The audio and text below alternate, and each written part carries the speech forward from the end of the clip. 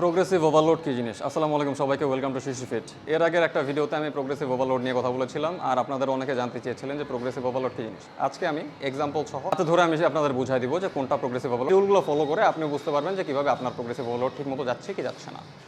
First of all, আপনি এমন একটা ওয়েট নেবেন, আমি এই কেবল কার্ল দিয়ে আমি আপনাদের বোঝানোর চেষ্টা করতেছি।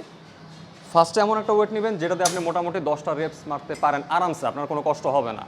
এই যে এভাবে একদম রিল্যাক্সে আপনি 10টা রেপস যদি মারতে পারেন, তখন আপনি এই উইকে যদি আপনি 10টা মেরে থাকেন, আপনি চেষ্টা করবেন আপনার আগামী সপ্তাহে 11টা রেপস মারতে।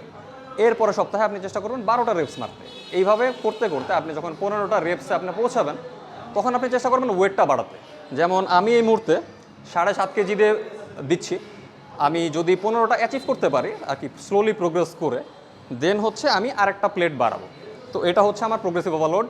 তো এভাবে করে আপনি যখনই 15টা রেপস আপনি রিচ করবেন, তখনই হচ্ছে আপনি ওয়েটটা ইনক্রিজ করবেন, আর ওয়েট ইনক্রিজ করে আবার সেই 8 রেপসে ফিরে আসবেন, আর এইভাবে আপনি সাইকেলে চালাতে থাকবেন।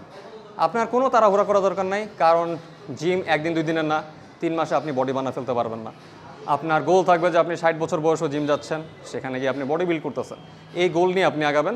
আপনার যদি মনে হয় যে না, আপনি প্রোগ্রেস করতে পারছেন না, আপনার বডির উপরে বেশি স্ট্রেস পড়ছে, আপনি আগাবেন না। আপনি যে লাস্ট প্রোগ্রেস করেছিলেন আপনি সেটা হোল্ড করার চেষ্টা করবেন।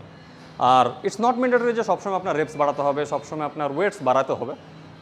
আপনি যদি প্রপার ফর্ম করেন, ধরেন দেখা গেল আজকে আপনি 10টা রেপস ঠিক এইভাবে দিচ্ছেন, আপনি অনেক কষ্ট হচ্ছে, আপনার অনেক বেশি স্ট্রাগল করে আপনি 10টা রেপস দিচ্ছেন, আপনি ট্রাই করবেন নেক্সট উইকে এই 10টা রেপসই প্রপার ফর্মে স্লো অ্যান্ড স্টেডি ওয়েতে কমপ্লিট করার। এটাও আপনার প্রোগ্রেসিভ ওভারলোডের একটা অংশ। তো আপনি যদি এভাবে করেন, আমার বিশ্বাস আপনি ইনজোর্ড হবেন না। আর এমন অনেক সময় যাবে যখন আপনি দেখবেন যে আপনি প্রোগ্রেস করতে পারতেছেন না, তখন আপনার বডিকে লাগলে একটু রেস্ট দিবেন, 1 উইক লাইট ওয়েট দিয়ে ব্যায়াম করবেন, এরপরের উইকে যে আপনি আবার আপনার ট্র্যাকে ব্যাক করবেন, তখন আপনি স্লোলি প্রোগ্রেস করতে পারবেন। আর ইটস নট ম্যান্ডেটরি যে সবসময় আপনি প্রোগ্রেস করতে পারবেন, কারণ আপনার ডায়েট চেঞ্জ হতে পারে, আপনার হয়তো বডি প্রপার নিউট্রিশন পাচ্ছে না, প্রোটিন পাচ্ছে না, আপনি হয়তো প্রপার ঘুমাচ্ছেন না। এই জিনিসগুলোর কারণে অনেক সময় আপনার প্রোগ্রেস আটকে যেতে পারে। তো কোনো তাড়াহুড়া করবেন না, স্লো অ্যান্ড স্টেডি প্রোগ্রেস করবেন। আর কখনও অন্য কারোর সাথে নিজেকে কম্পেয়ার করবেন না। আপনার কম্পিটিশন শুধুমাত্র আপনার নিজের সাথে। এই জিনিসগুলো মেনটেন করবেন, আশা করি আপনি খুব হেলদি ওয়েতে প্রোগ্রেসিভ ওভারলোড কমপ্লিট করতে পারবেন। ভিডিওটি যদি আপনাদের ভালো লেগে থাকে, আপনাদের বন্ধুদের সাথে বা পরিচিতদের সাথে শেয়ার করতে ভুলবেন না। সাথে থাকুন শিশির ফিটে। আসসালামু আলাইকুম।